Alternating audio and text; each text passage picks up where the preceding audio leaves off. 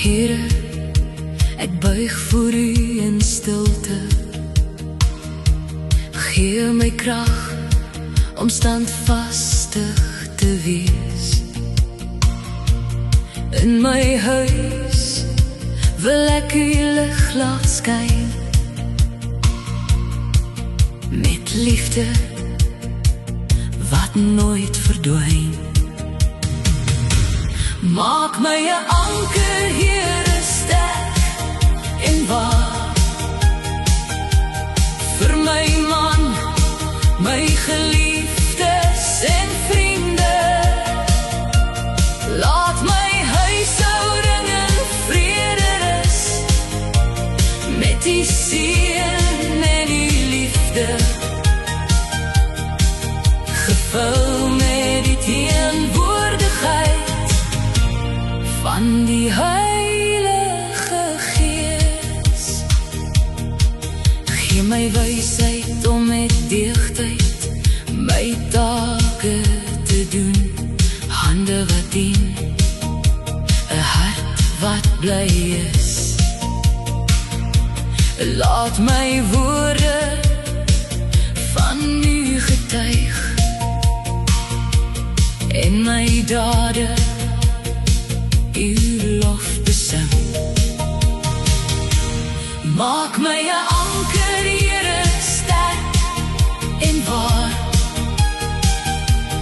vir my man, my geliefdes en vriende. Laat my huishouding in vrede rus, met die seën en die liefde, gevul met die teenwoordigheid van die Heilige Gees. Here, gee my sagmoedigheid, 'n gees van vrede, stil en rein. Laat daar rustigheid uit my hart vloei, soos 'n rivier wat altyd water gee. Maak my 'n anker, Here, sterk en waar, vir my man, my geliefdes en vriende. Laat my huishouding in vrede rus, met u seën en uw liefde, gevul met die teenwoordigheid van die Heilige Gees.